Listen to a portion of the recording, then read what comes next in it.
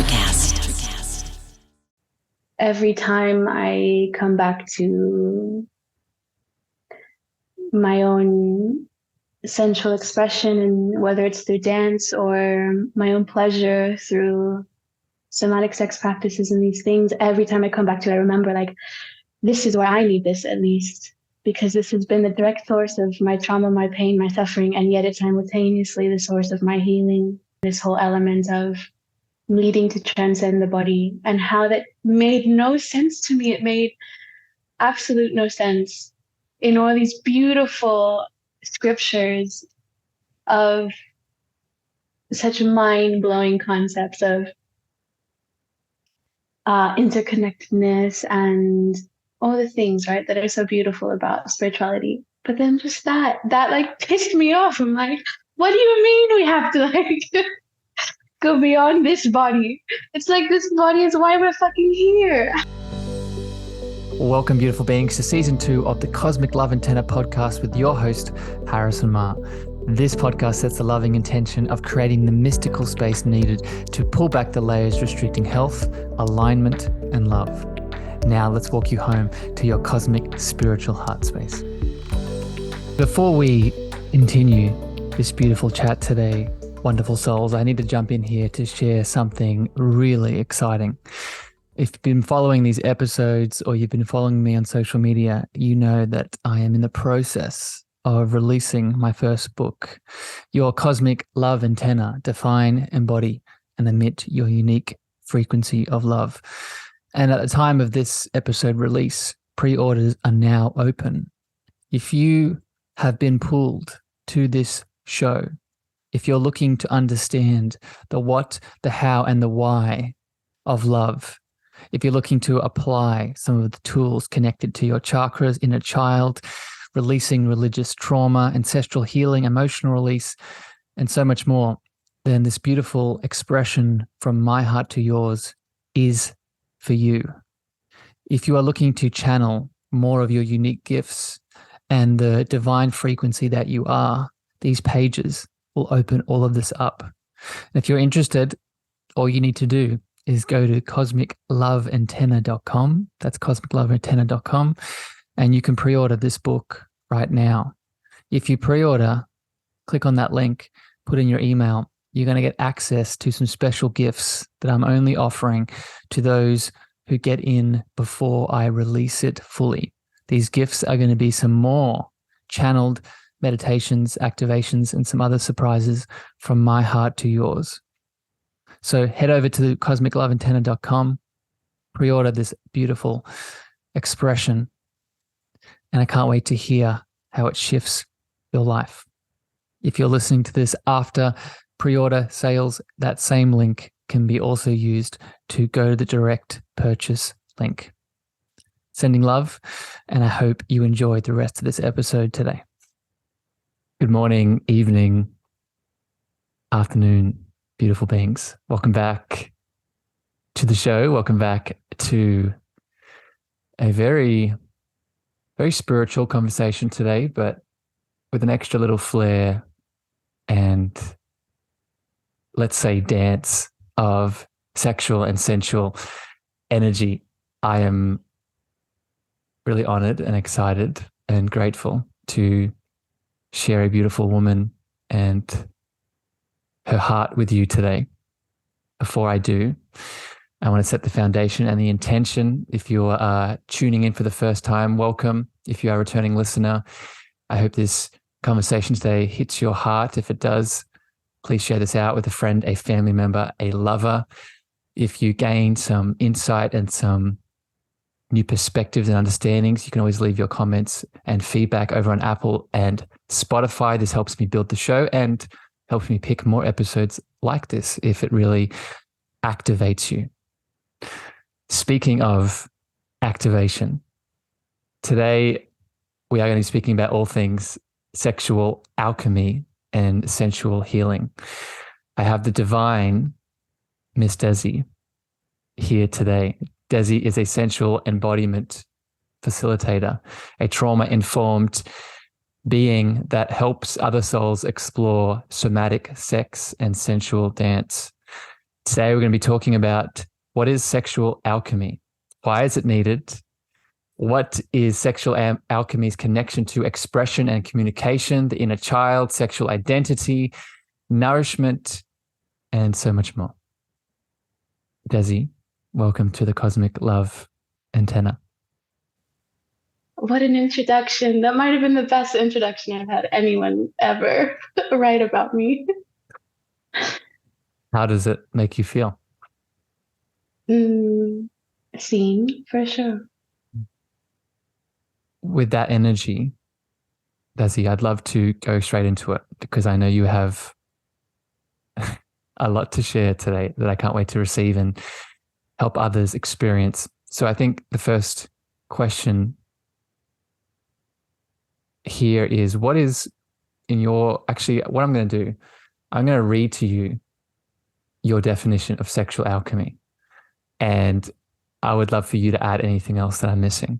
Okay, so sexual alchemy in Desi's description is harnessing the power of our sexual energy in a way that we are attuning to our most authentic needs and boundaries in sex, either with a partner or with our own self-play and self-pleasure.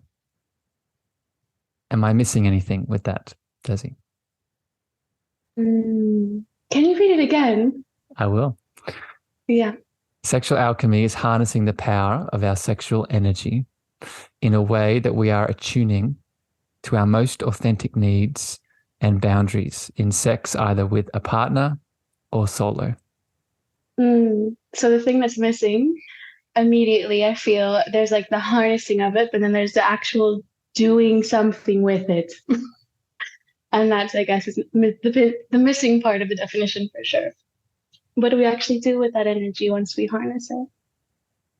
What are examples of that? What do we do with that energy in your life? How have you either helped people or how have you used this sexual energy from alchemy in your own ways? So the first thing that comes to mind, I have actually used my sexual energy. The very first thing that comes to mind, I'm going to be honest, is kind of the destructive side that I've used my sexual energy. That's because I have actually channeled my arousal and my beauty and this sort of the sexual energy that's moved through me in my younger days. I actually channeled it and used it to my destruction and other people's destruction as well. So I've definitely used it in not so healthy ways, but when I think of channeling it and in a very wholesome way where I'm integrating it and seeing sexual energy as this really beautifully divine energy that we can work with and not against. I've definitely used it in ways to create so much. I mean, create my whole business definitely has come from the healing and channeling of sexual energy in a wholesome way. And you can forge such beautifully deep, intimate connections and not just with sexual partners, but with friends as well. And there's so much you can do with it. I think you nailed it with the word creation. And this is one of my favorite limiting beliefs to break of I am not creative.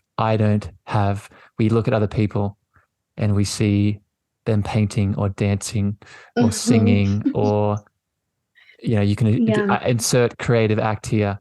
And then we see them and then we apply the limiting belief of, oh, that's a them thing. This is my favorite one.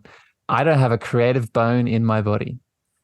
Yeah. And in that itself, we don't acknowledge, as you said, the destructive things that we're constantly creating. So it's not a fact of, and I want to get your thoughts on this, it's not a fact of whether we are creative or not. It's more about, are we creating for destruction or are we creating for loving expansion? Yeah, I can totally resonate to that of not feeling like I was creative, which is insane to even think that I ever once thought that, knowing how I developed fully on my own my branding for my whole business, and I'm a dancer. Like, my soul is a dancer. I dance to process, to heal, I consider myself an artist in the way of dancing, and I love to write poetry as well. So now, even thinking that at one point in my life I thought I wasn't creative, it's insane. It's so crazy. But I mean, so much is there that has to do with just the programming and shaming that we take on through school and all these different ways that tells us we're not an artist unless we're in this very specific container, and if we're not that, then we should be having the perfect grades and wanting to be successful like everyone else and all these things. So programming is deep in many ways, and I think we're going to we'll speak later about guilt and shame, and I think that has a very big especially when it comes to the sacral space and the pelvic area. I've spoken about so many times on this show, but we'll come back to that. I want to actually ask you now, Desi, let's continue this building up of this sexual alchemy idea and concept. I want to ask you now, why do we need sexual alchemy? And I'm going to throw a quote back at you to stimulate some of these answers. You said to me when I asked you the same question previously, you said, our relationship to sex is our relationship to our body. It's the most sacred thing we can bond to. When you ask me, why do we need sexual alchemy? I take that question so personally. I'm like, why do I need it? And I think of my whole lifetime of how much pain I've endured in sex, and not just physical, but emotional, and how more often than not in my whole early years of exploring sex, I felt more alone and more isolated than anything else in my life had made me feel. And I just think of how sex, to me, it's such and my journey with it, it's this fascinating thing that has been the source of probably my deepest wounds and the darkest shadows of my life. Yet simultaneously in those experiences, I was always searching for some sort of holiness in the act of sex, some sort of communion to something holier than what I was experiencing, and also just closeness and intimacy, right? So I guess I would say, why do we need it? I just think of why every time I come back to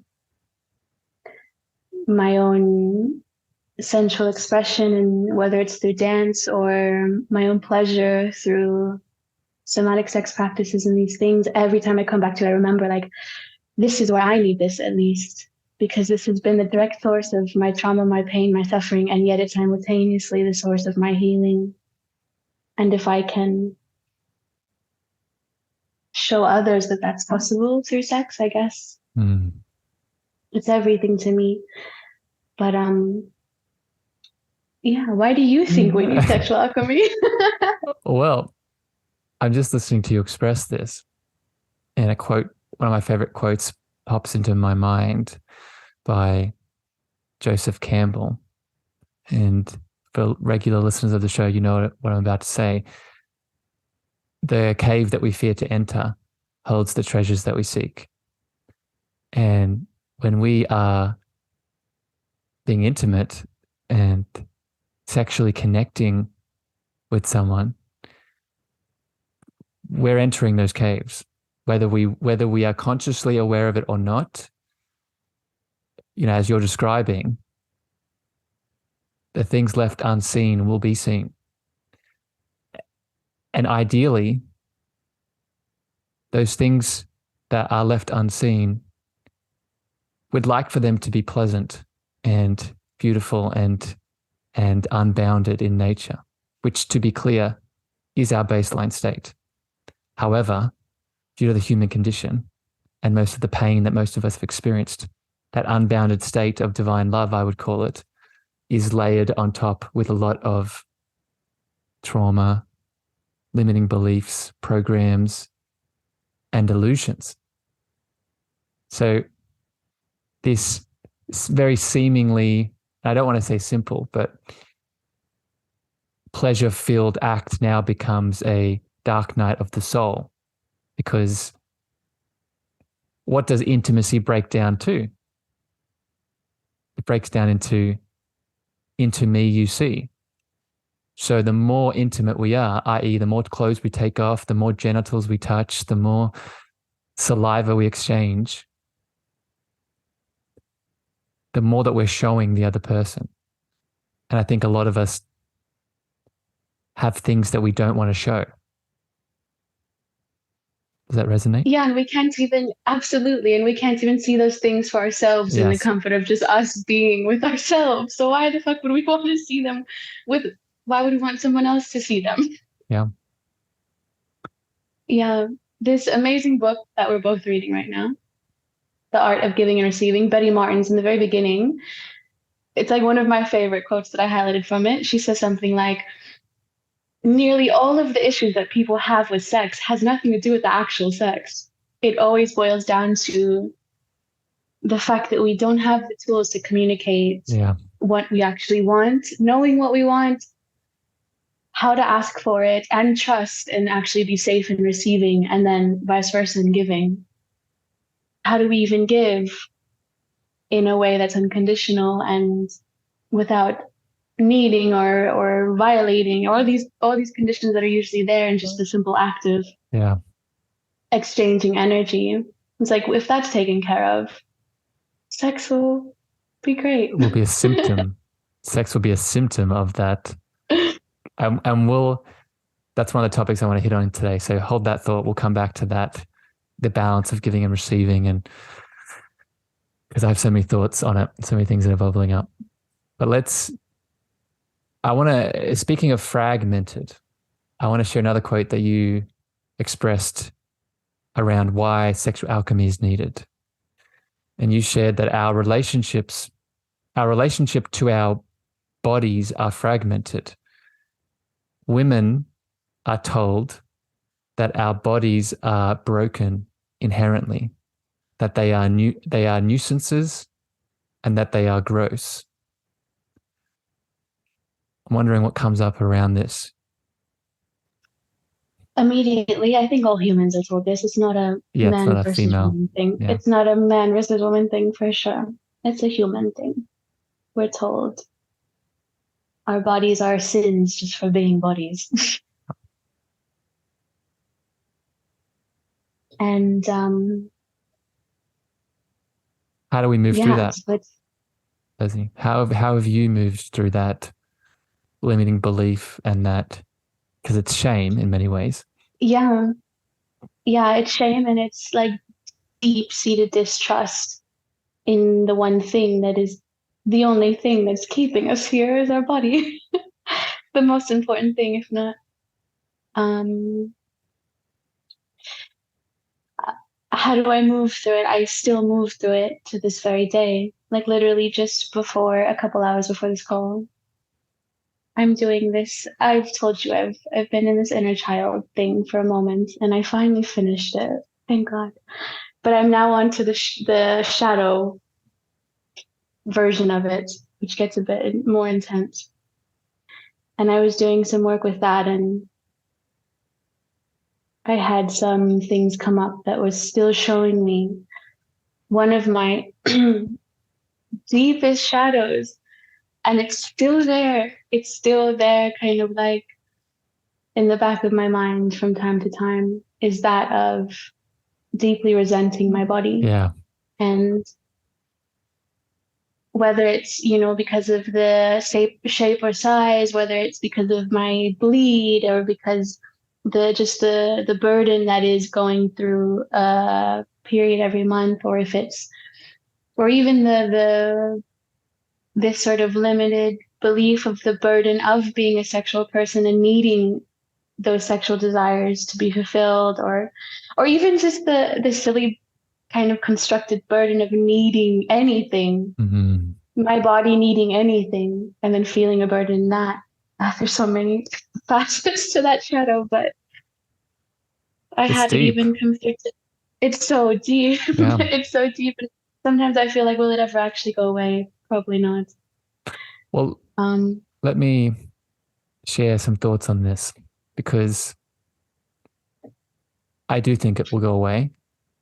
But I think the reason that you feel it so deeply is because it's not just you that this is from.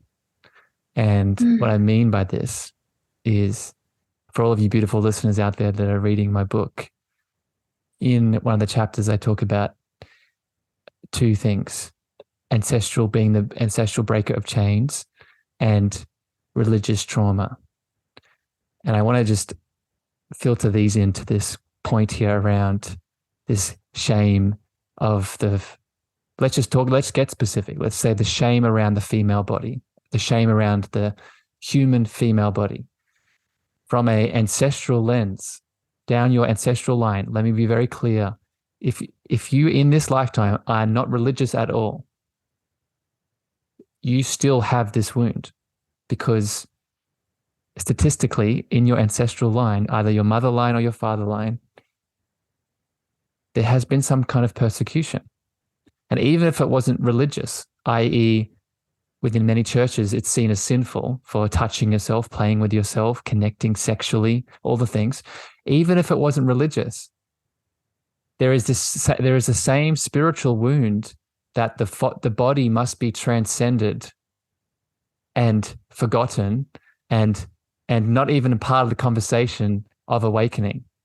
And we're going to speak about this in many ways today, but I just want to plant this seed. As Desi described, the body is the gateway to awakening. So the degree in which we hold onto shame and guilt around any bodily sensation, let alone bleeding or sexual interaction, is the degree in which we shut our connection to our presence off. So more of a share there, Desi, but what comes up for you around all that? I'm freaking out over here. I'm like, this is a huge reason. So I come from way back in the day, I studied Tibetan Buddhism as a past life at this point. And I was quite devoted to the Dharma and the study of Dharma. At some point, I was even so sure I was going to seriously become like a Buddhist nun and go on to like translating Buddhism and all these things. It's hilarious how that complete almost opposite of that possibility, how it all unfolded. But I was just thinking when you were saying that, how this was a big part of what like really turned me off from these spiritual traditions, was that it wasn't every type of every lineage within Buddhism. Tibetan Buddhism was quite profound in accepting the full spectrum of being a human, and it's part of why I was so drawn to it. But definitely other types of Buddhism, and especially specific lineages within Hinduism and different paths that yoga actually derived from. There's such a core component of what you're speaking to, this whole element of needing to transcend the body, and how that made no sense to me. It made absolute no sense in all these beautiful scriptures of such mind-blowing concepts of interconnectedness and all the things, right, that are so beautiful about spirituality. But then just that like pissed me off. I'm like, what do you mean we have to like go beyond this body? It's like Yeah. this body is why we're fucking here. Yeah. How does that? Yeah. It's yeah, I think you described it beautifully. And I'll say one more thing to this and we'll move on because there's so much more I want to talk to you about today. But I think another component of it is the whole ego conversation. We must kill the ego. The ego is a bad thing. And in that act, we also, the body and the ego are very synonymous, because I teach this anyway. Our ego is actually formed as our chakra system is formed, right? Our solar plexus in many ways is our ego identity. And the problem is that it's not the ego that's the challenge. It's what we're filtering through the ego. So we're filtering through a wound of, let's say, abandonment or rejection. And rather than working with that wound within the ego, we're blaming the whole ego complex itself. We're blaming, instead of me dealing with the specific shadow of me being rejected and abandoned as a child, instead of dealing with that, I'm just going to throw the whole ego thing out. I'm going to transcend the body, which the ego is housed in, and I'm going to become enlightened. And that, my friends, is called spiritually bypassing. Yeah. Let's move on, Desi. I want to share another quote from you. You're full of wisdom. When did you pull these? I'm sneaky like this. I'm sneaky.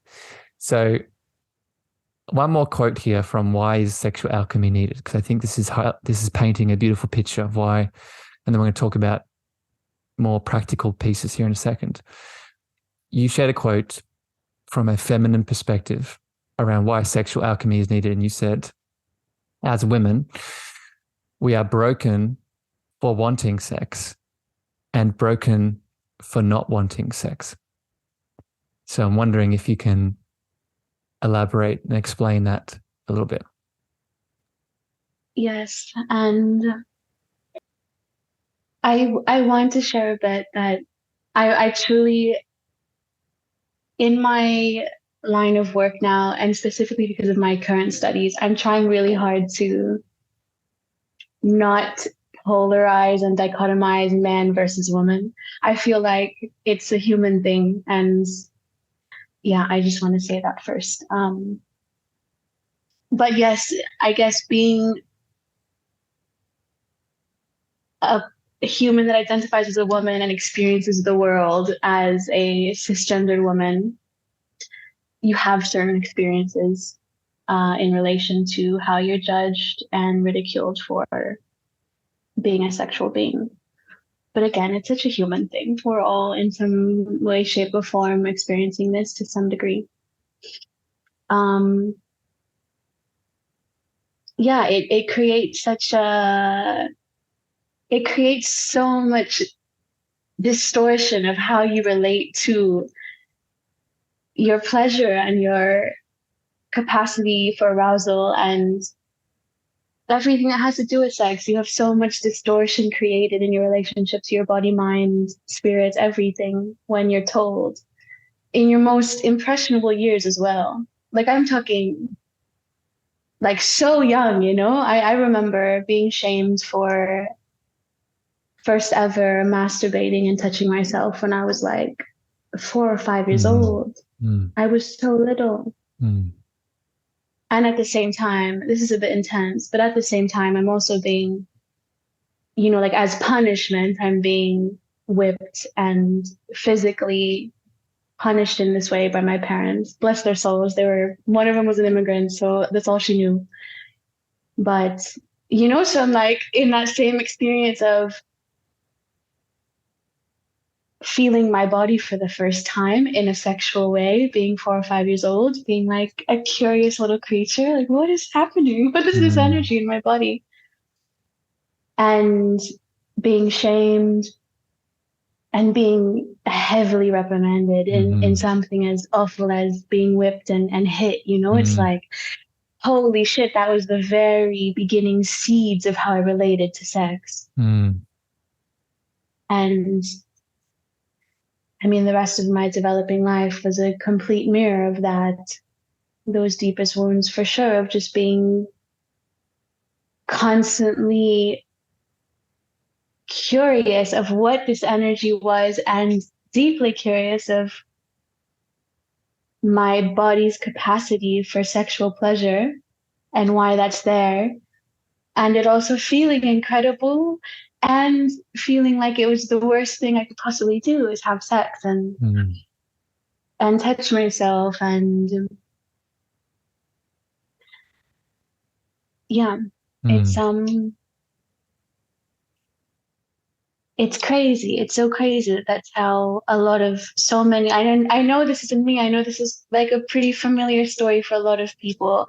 It's almost, if any aspect of my life that I share with people that I work with, especially, it's like one of the most common things people relate on is this, how early they receive such intense reprimanding and shame and guilt around just being curious, let alone actually doing things that should have been punished, like should have been punished, just literally being curious and not having that proper support or proper parenting. Yeah, parenting. Literally So I underline that word. So first of all, Desi, thank you for sharing that so honestly and openly. And I agree with you. You're definitely not alone. And I'm happy that you extended this to men, because it also, as you're sharing, I have my own stories of this. But before I elaborate on that, I just want to highlight something here.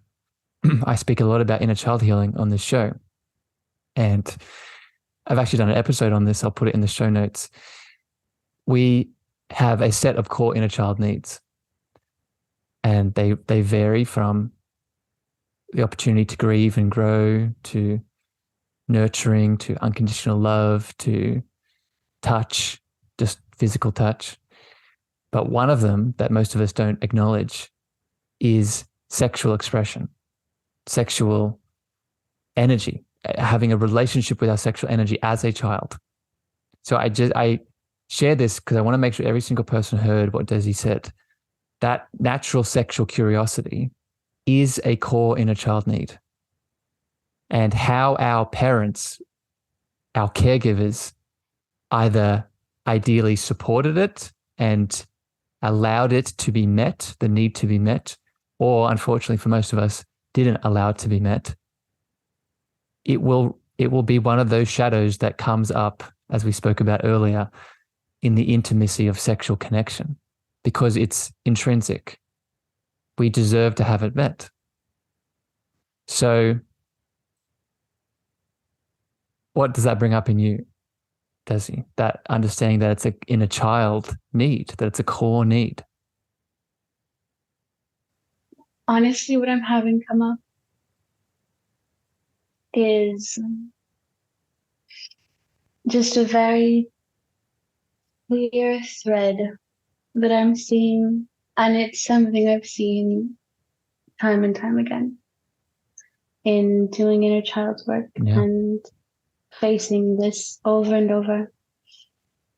Just of such a clear thread from that moment of those earliest wounds to such like momentous experiences in sex that my memory has kept quite clear in my mind of losing my virginity and my first proper like abusive dynamic, and then also my first like sexual experience that was beyond time and space, sort of like out of body orgasm, all these like really intense sexual experiences. There's this thread that continues through them, that there was always this seeking of just receiving, I guess, the comfort and that loving, nurturing embrace that I should have received when I was, between 4 and 7, 8 years old, in every sexual experience that unfolded after that, which was not, more often than not, quite uncomfortable, like quite deeply uncomfortable in how I was having sex with people. I can see it so clearly. Like, wow, it was just always coming from this place of wanting that Permission. that original source of just actually being nurtured and loved through the Desire. yeah. So let's make this super clear for people listening. And it sounds like you're getting to this point with your inner child work. But for everyone tuning in, I want to make sure you hear this. When that need to be seen in that desire, or to be given permission, or to be supported in the feeling of the sexual attraction or the sexual act, we can give that permission ourselves, right? Inner child work is us reparenting ourselves. So in that moment, within this sexual context of, oh, I need permission, or I need to be supported, or I need to be held within this desire that I currently have. In that moment, we can give that to ourselves. Instead of looking for the mum or the dad or the caregiver that was not there, or was there in an unhealthy way, we can replace them, right? We can be that need. We can meet that need. Have you started to see this within your own inner child work, Desi? Sexually, let's keep it sexually, within your sexual inner child work. Yes, of course. I have. I'm thinking what should I bring forth? Because the inner child, just my journey with it is like, oh, there's so much there. But yeah, sexually, absolutely. I mean, a lot of my experience sexually through, from the time I lost my virginity, which is quite young as well, like 14 years old, until maybe just a couple years ago, honestly, like 3 years ago. Most of the sex that I engaged in there was usually two things happening, and kind of like titrating, is that the right word? Titrating between the two. I was either disassociating, and there was a bit of this like feigning death sort of experience in my nervous system, where I would go numb or kind of go out of my body, so I wouldn't actually have to experience what was happening to me. Or I would just be in a bit of pain, because I would usually have sex too soon, in a way that I didn't really have a voice to actually say that I wasn't ready to have sex, or that I didn't want to. And there's so much there with why I would loop on those patterns of not being able to express that I didn't want to, and thinking that I should express that I always want to, and all these things. But so yeah, when I think of the sex I was having so young, so much of it there was very clear, I could see now, there was such clear pattern trauma responses happening time and time again, of wanting to run away from my experience and not actually be present with it. And the moment that it was painful, or it was uncomfortable, or it just wasn't something that I actually wanted to be doing. And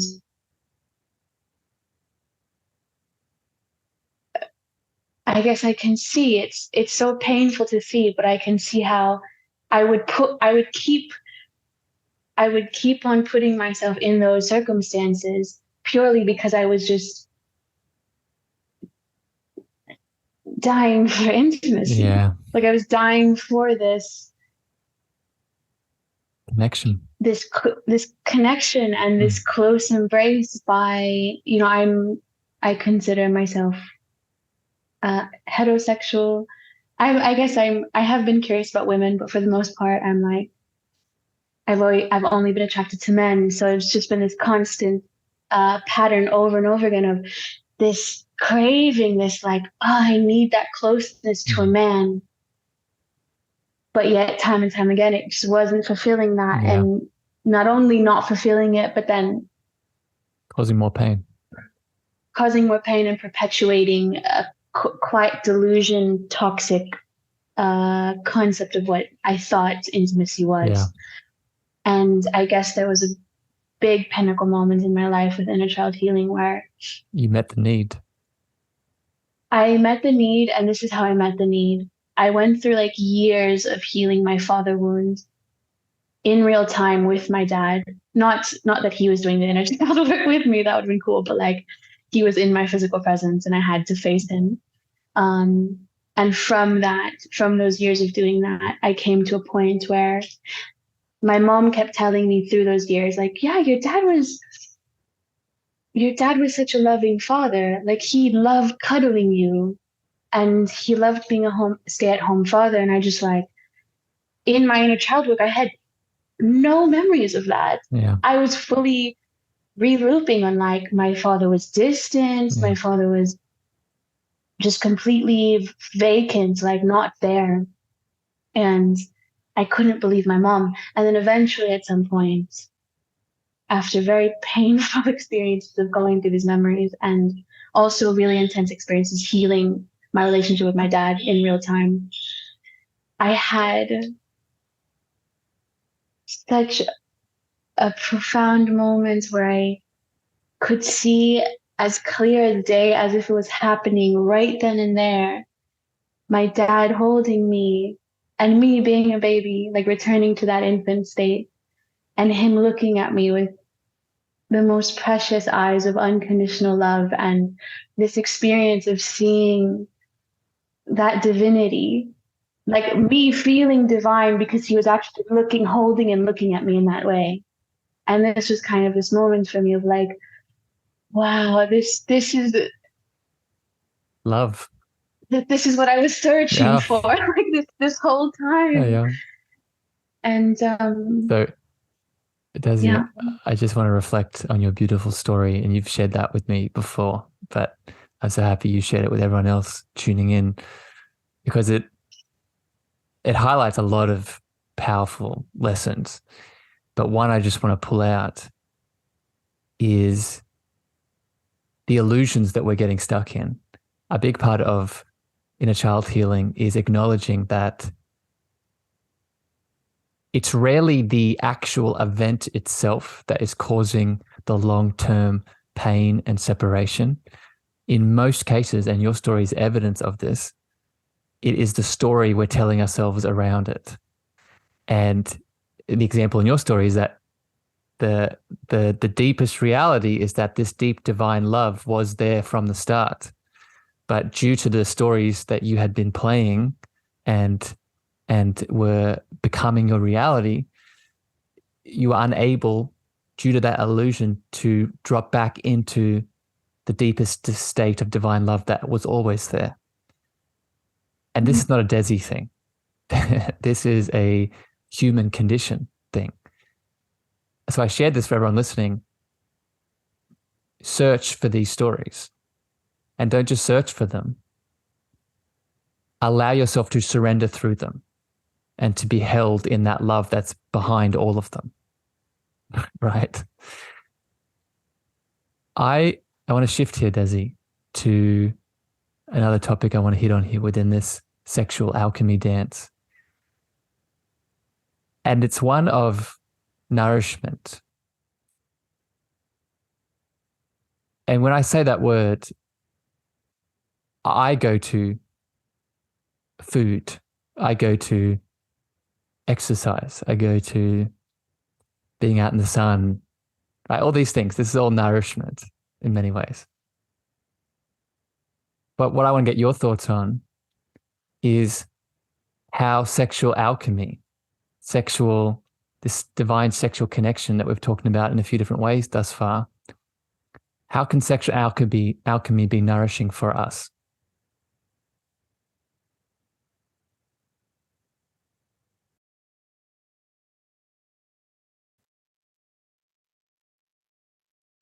as you're listing off your things, you're like, it's food. For me, it's exercise. I'm on the other side, like sex. It's sex. I mean, this is really it, though. It's like one of the things that the basic human needs. We need intimacy. We need sex. I mean, not any type of sex, but we do need that closeness. But sexual alchemy in particular, where we're actually looking at how do we cultivate closeness in a way where we feel safe and we feel like our authentic expression is being held and our needs are being met and boundaries respected, all these things.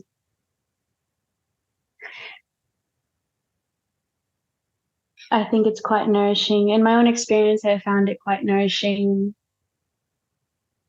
because it truly puts aside all of the expectations that we have for so long placed upon something like sex.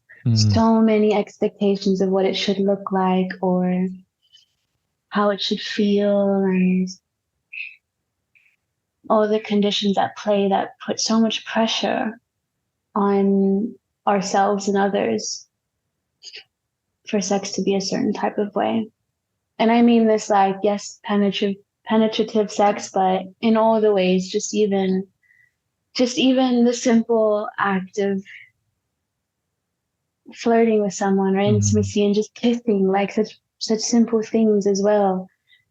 I feel so many of us put so much expectation on each other and on ourselves to perform a certain type of way.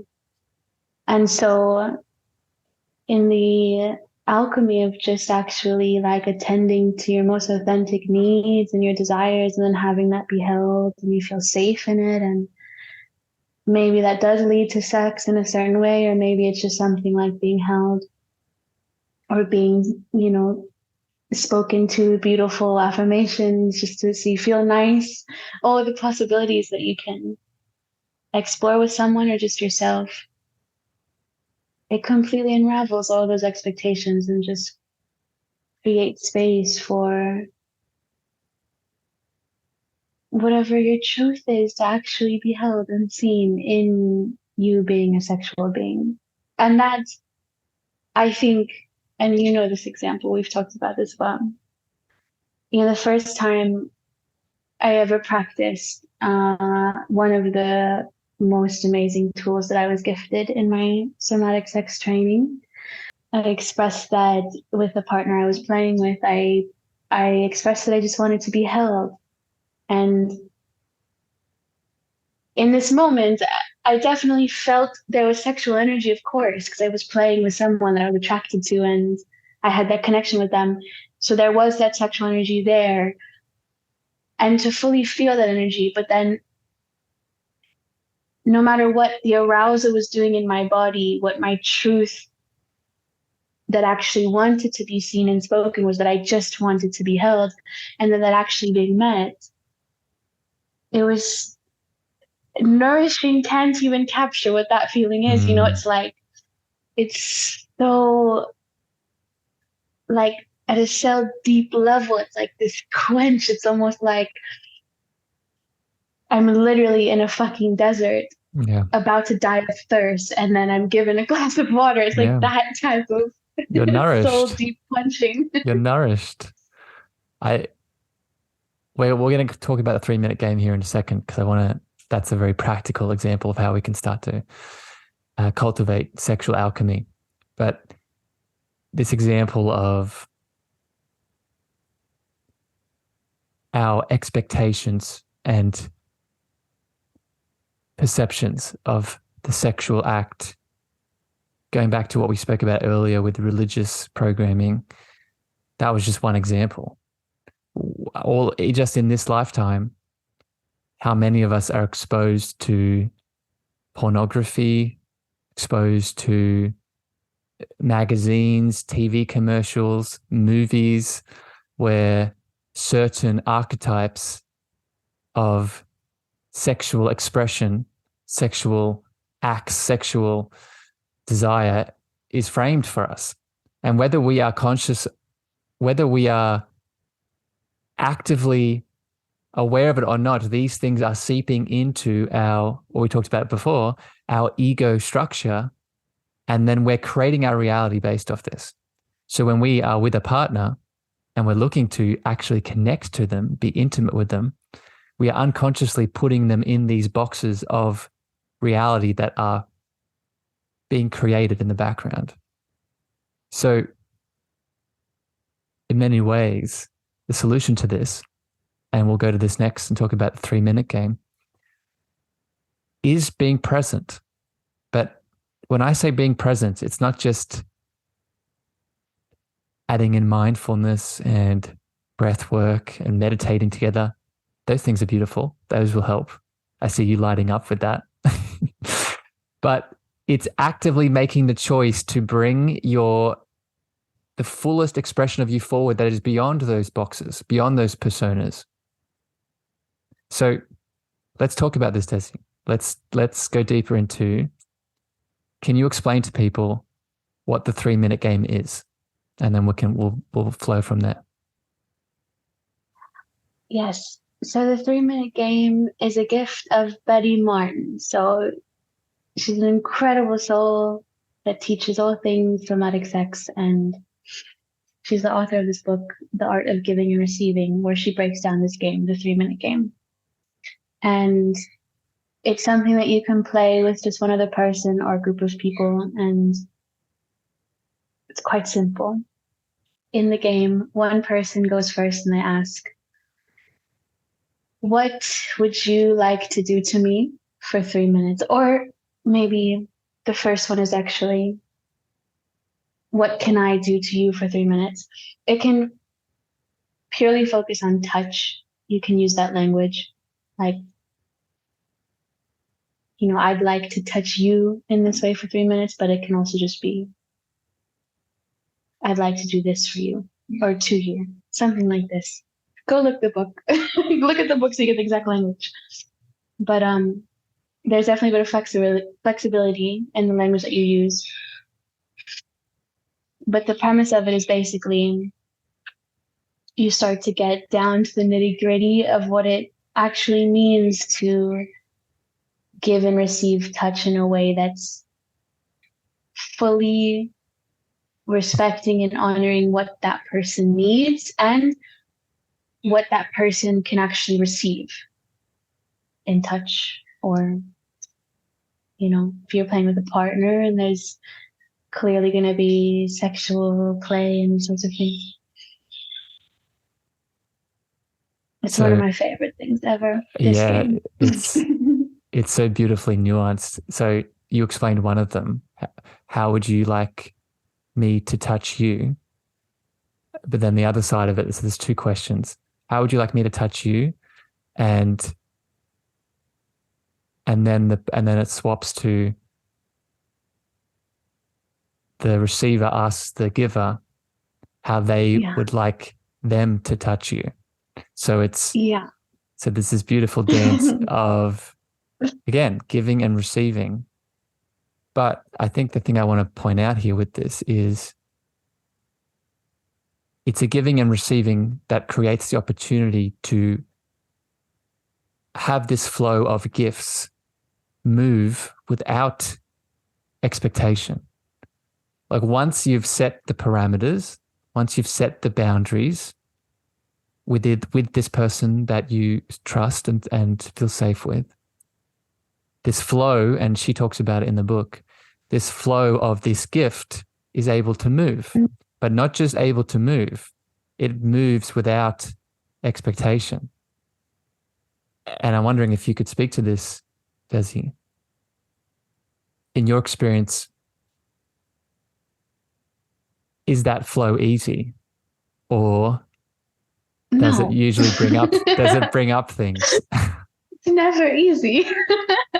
Well, maybe I just haven't practiced it enough with one partner, like actually going to that depth of, I can imagine if it was practiced heaps with one person, after a while it would become definitely some ease, some flow within. playing it with them. But no, I feel like it's supposed to shed light on the discomforts of what we've programmed ourselves to believe is giving and receiving, which, most of us think that receiving, and this is like personally my own experience, I can speak to this. I've received a lot of touch that I did not want. So that receiving is almost against my will. And in the receiving, there's this, and when I think of receiving as an energy of light, of my body, I'm like, I want to dance it. It's like almost like a buckling, like you're taken aback by it, but in that sort of buckling, that like melting, it doesn't necessarily mean that you want it or that you asked for it, which is so sad to have so much touch that I've received, but I didn't actually want.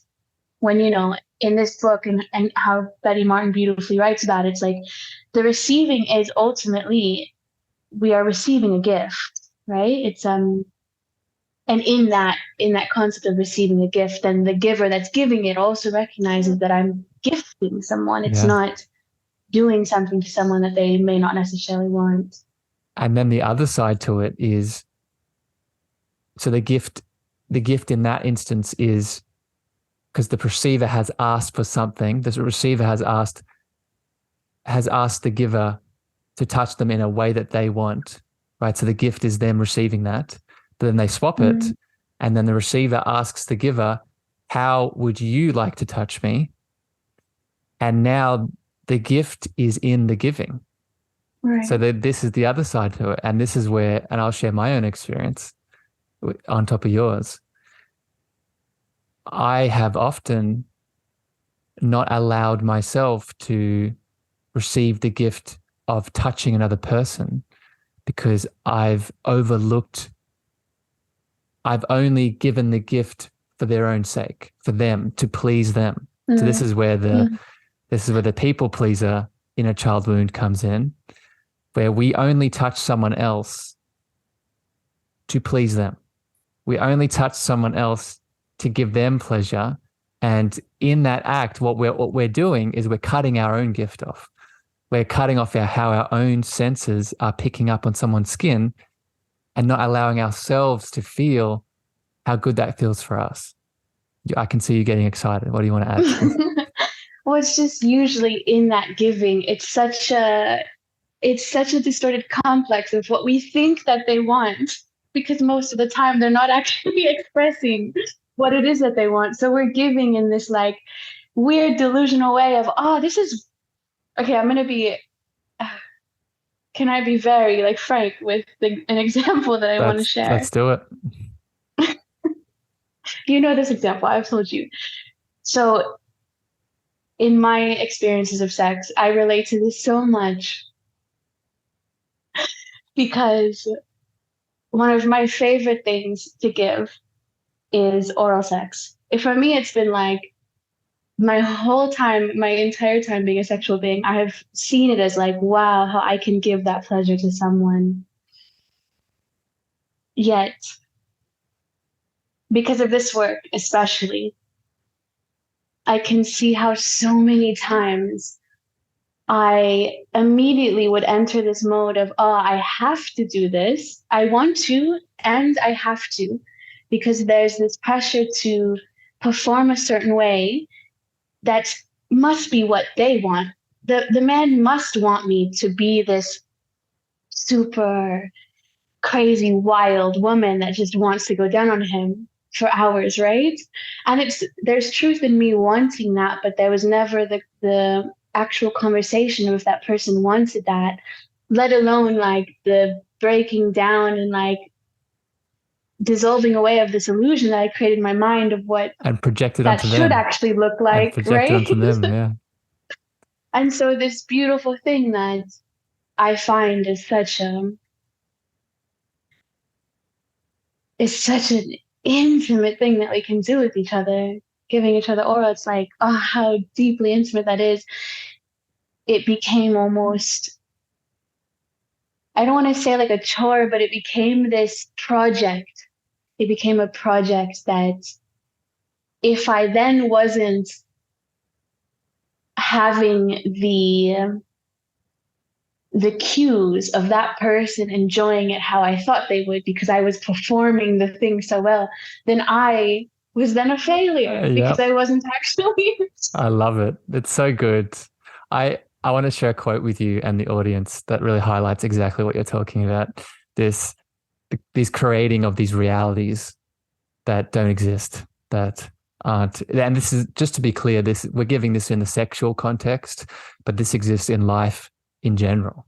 This exists. This is how if we're not catching this, then this is how we're viewing our friends, our family members, all the people in our life. We're placing them in boxes of illusions that do not exist.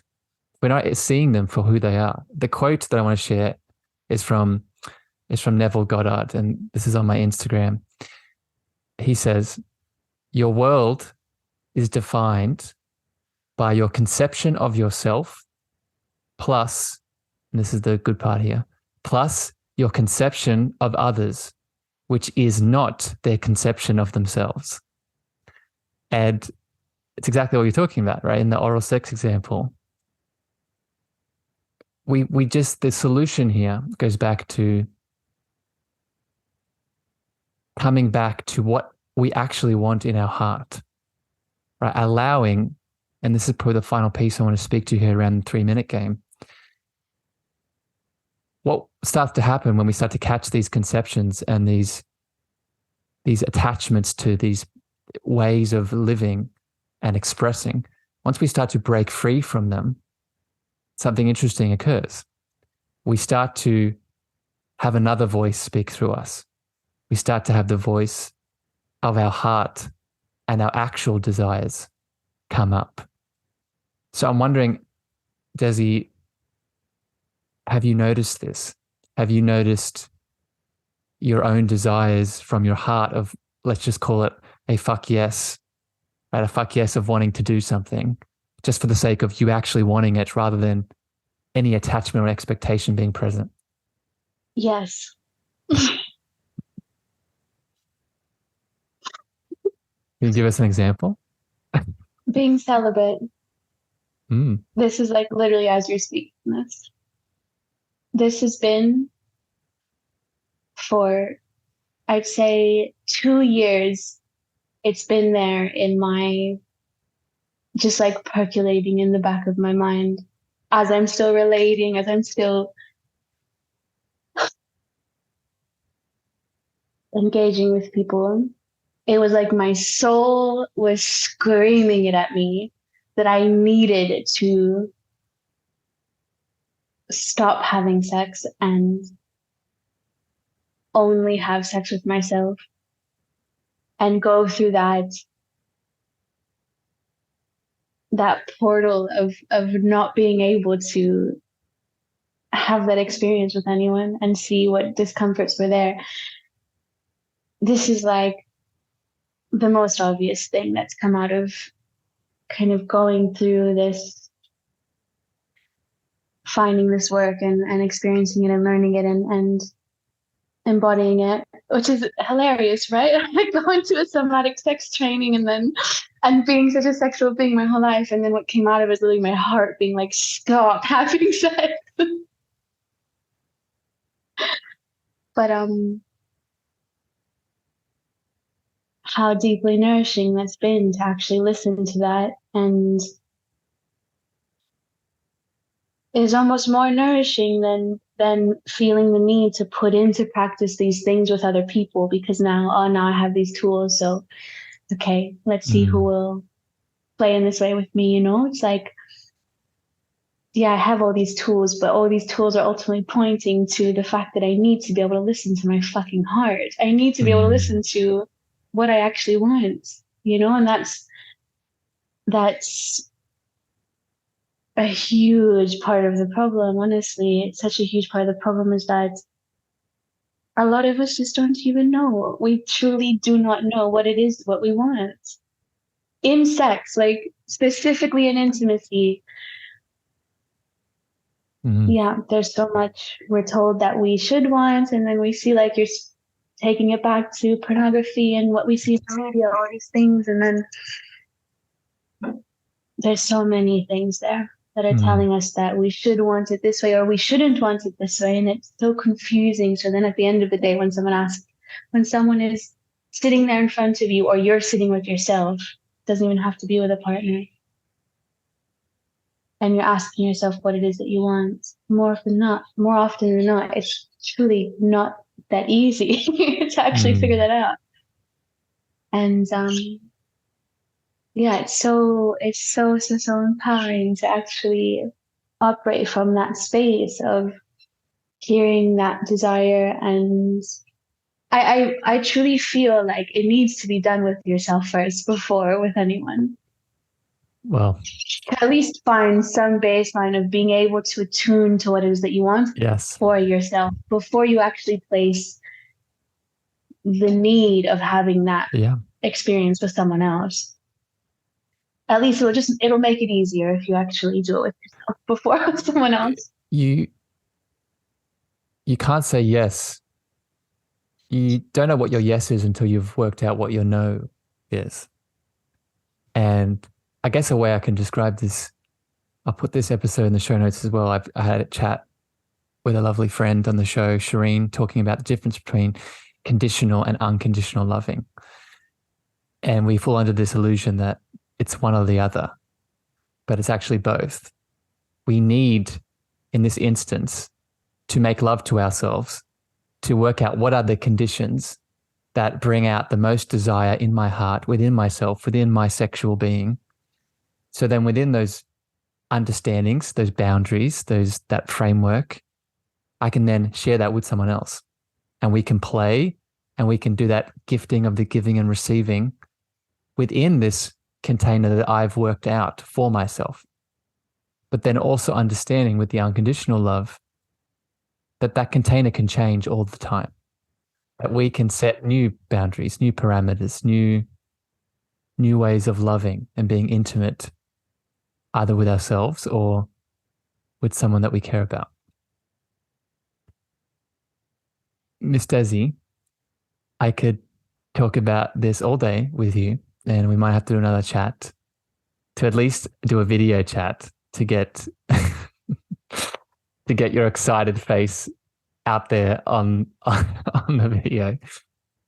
But until then, wrapping up this conversation, if people have connected to your powerful heart and this sexual alchemy and this work that you're doing in the world, how can people connect to you? I know that you have some retreats coming up. I know that you do this work with people. What does that look like? And if people want to dive in, how can they do so?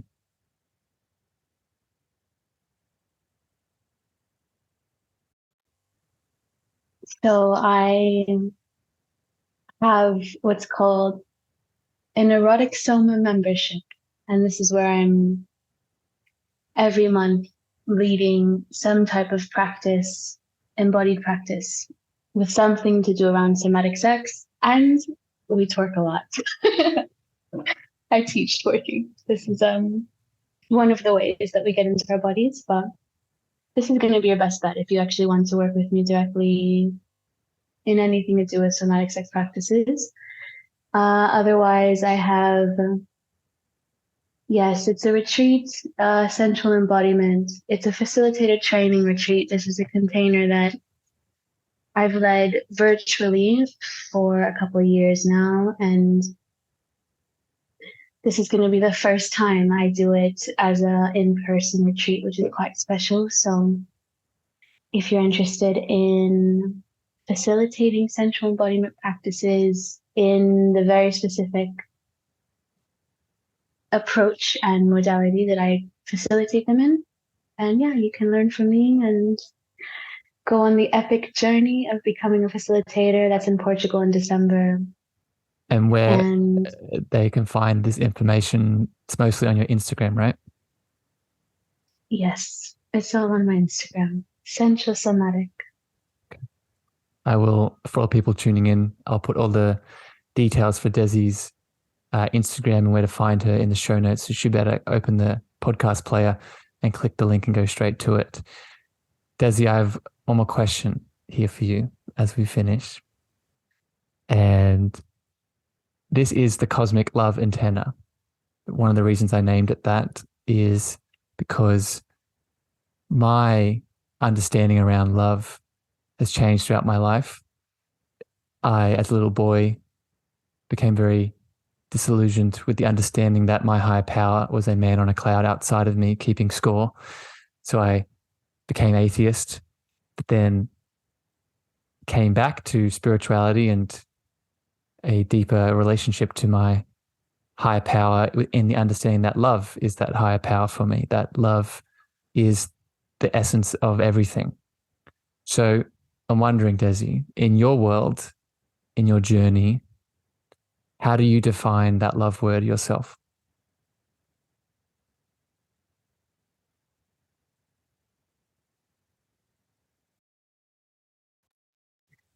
I use the word God, and I do in this way that I also was brought up with this idea that God was some being on a cloud, however you just said that. But just in my time, I have found that God is absolutely that,